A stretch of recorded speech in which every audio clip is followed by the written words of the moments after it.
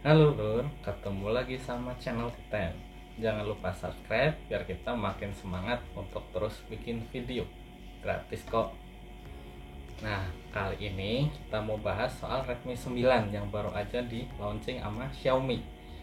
Saya dapat di harga flash sale di harga 1,95 juta.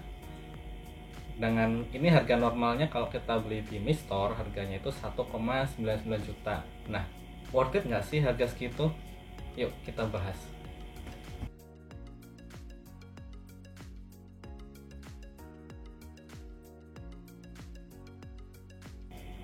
Pertama-tama kita mau bahas desainnya dulu. Redmi 9 pakai desain water drop notch yang kayak tetesan air, yang mungkin ini udah mainstream ya di HP mid range 2 jutaan. Di depannya ini dia udah pakai Corning Gorilla Glass 3. Dari sananya kita udah dapat screen protector, ya lumayan lah. Sebelum beli tempered glass kita bisa pakai sampai dia baret-baret dulu baru kita ganti tempered glass. Sementara backdoornya dia pakai polikarbonat, dia pakai desain ada teksturnya garis-garis, dia nggak nyeplak sidik jari ya, nggak licin juga ya. Bagus lah untuk desain HP 2 jutaan ke bawah maksudnya. Dia juga punya sekeliling lingkaran nih, di sekeliling kamera ini lingkaran, jadi nggak mainstream dibanding HP sekelasnya. Terus di bawahnya juga ada fingerprint.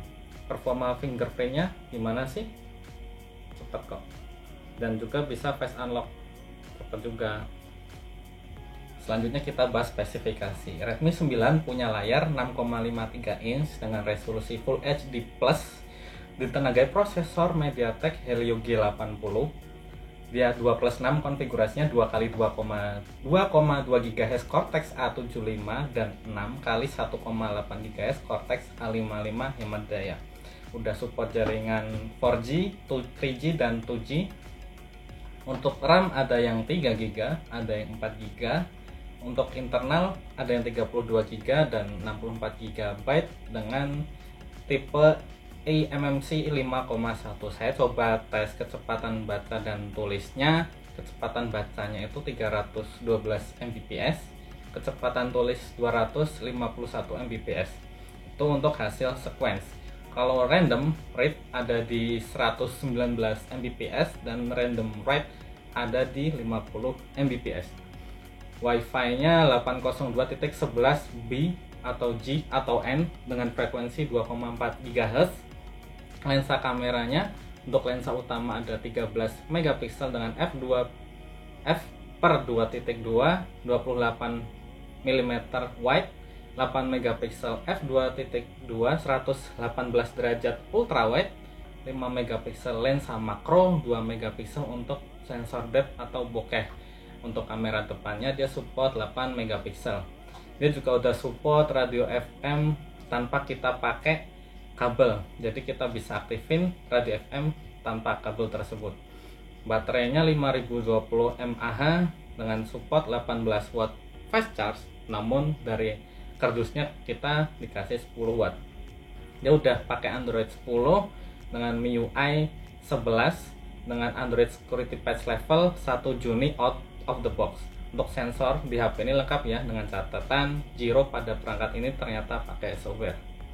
Selanjutnya kita bahas performa.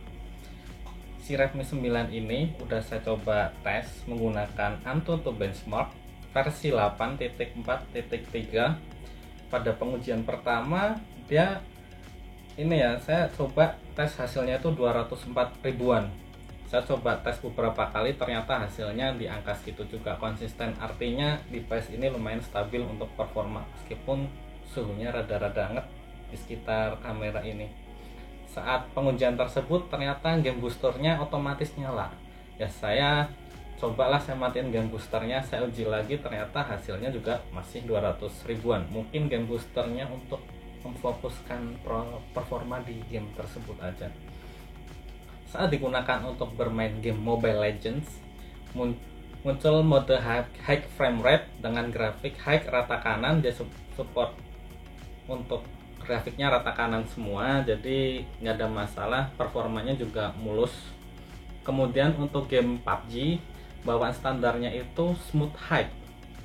PUBG Mobile Smooth High, bukan yang PUBG Lite ya, Smooth High. Kemudian saya coba unlock pakai GFX Tools, ada sedikit kenaikan menjadi Smooth Ultra. Mungkin seharusnya dengan skor Antutu segitu sanggup di Smooth Extreme ya. Semoga ada update untuk kenaikan performa di update berikutnya. Selanjutnya untuk game COD Mobile, saya coba hanya sanggup hingga grafis medium aja dengan high frame rate nya sampai high aja. Untuk sensitivitas layar nggak ada masalah ya, nggak ada delay. Oh ya, masalah sensor nih, sensor ini lengkap ya, tapi dengan catatan pada gyro. Ternyata gyronya itu software. Saya coba bandingin antara gyro software dan hardware dengan pelengkap yang punya gyro hardware.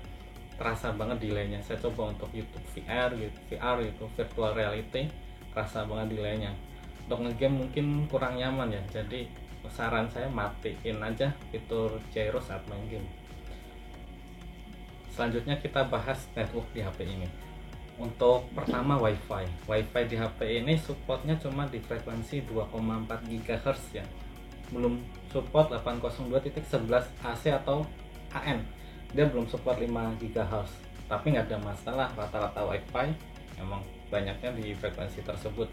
Mungkin kelemahannya nanti jadi kurang cepat ya, karena kalau mau ngebut tuh WiFi-nya harus 802.11 AM, tapi kembali lagi ke kecepatan WiFi yang kalian pasang. Selanjutnya seluler. HP ini support 2G, 3G atau 4G. Nah, kalau kalian tahu soal 4G plus ya, itu 4G carrier aggregation. Handphone ini cuma support 4G plusnya dari jaringan Telkomsel dan Smartfren. Sementara untuk jaringan Indosat, XL, Tri, saya coba di handphone ini tuh belum muncul di 4G plus. Saya udah coba di HP yang lain yang support 4G plus, yaitu Galaxy A50 yang saya pakai buat daily driver, itu muncul 4G plus, tapi di HP ini belum support. Kemungkinan handphone ini cuma support 4G plus di frekuensi 2300 aja atau intra carrier aggregation. Kebetulan Telkomsel dan Smartfren punya frekuensi tersebut. Untuk network performance testnya nanti kita coba di video terpisah. Selanjutnya baterai. HP ini gendong baterai yang lumayan gede, 5020 mAh ya, termasuk gede lah. Saya pakai HP ini rata-rata untuk sosmed pakai jaringan WiFi itu screen on time-nya hampir 11 jam. Itu pun masih dari 100% ke 26%. Ya, apalagi kalau sampai habis mungkin bisa sekitar 13 jam kali ya. Untuk gambaran pemakaian gaming, saya coba main PUBG sekitar 50 menit. Itu baterainya berkurang 10%. Dari 100% jadi 90%. Itu settingannya smooth high. Untuk charging HP ini udah support quick charge ya, 18 watt. Saya coba pakai charger yang dari sononya tuh 10 watt. Menggunakan charger itu HP ini terisi dari 8% sampai 100%. Start chargingnya itu pukul 10.39 atau 10.39, full pada 13.34, sekitar 3 jam kurang 5 menit. Terus saya coba pakai charger yang 18 watt, startnya itu setengah 9, 8.30, fullnya itu 11.02, sekitar 2,5 jam ya. Ada selisih sekitar setengah jam ya, lumayan lah. Tapi kalau nggak butuh cepet banget, mending pakai yang bawaan aja lah, nggak perlu beli lagi. Selanjutnya untuk kualitas kamera. Jadi HP ini punya mode kamera yang lumayan lengkap ya. Kita coba sambil buka, nggak hafal.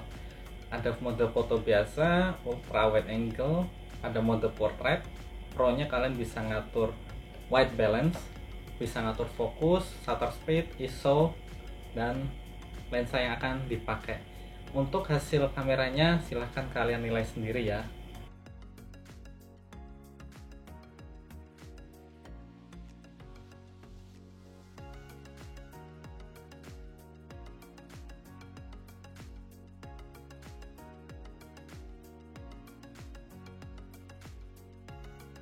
Nah, kita selanjutnya bahas fitur-fitur tambahan. HP ini punya keunggulan dibanding para pesaingnya khas Xiaomi banget, yaitu infrared blaster yang ada di atas sini. Kita bisa remote AC, remote TV, remote apa aja lah yang bisa kita remote yang mungkin pakai inframerah ya. Selanjutnya mungkin kita bahas GPS atau Global Positioning System. HP ini support AGPS, GLONASS, dan BDS. Ada isu kalau HP MediaTek tuh GPS-nya lemot ya. Nyatanya enggak. Saya nyoba kecepatan lock GPS-nya ini, saya pakai aplikasi GPS Test. Dia bisa nge-lock GPS dalam waktu 5 detik di ruangan terbuka ya. Ya pastilah kalau kita mau pakai GPS susah kalau di ruangan tertutup, itu berlaku untuk semua handphone. Nah, berarti HP ini cocok banget nih buat Kang Ojol yang pakai buat nganterin penumpang, nyari penumpang. Dia GPS-nya akurat, baterainya awet, mungkin bisa narik seharian. Kesimpulan, di HP harga 1,9 juta untuk RAM 4GB dan 1,7 jutaan untuk RAM 3GB, HP ini pantas nggak sih? Menurut saya pantas aja. Kalau kalian bisa nerima kekurangan HP ini, ya ini HP ini nggak punya LED notifikasi. Saya nggak bisa pakai HP ini buat kerja nih, soalnya kadang takut tinggal notifikasi. Dia nggak punya LED notifikasi, jadi saya nggak tahu dia punya LED atau enggak. Sekian review dari channel kami. Jangan lupa subscribe, komen aja untuk kritik dan saran. Sampai jumpa lagi di video selanjutnya.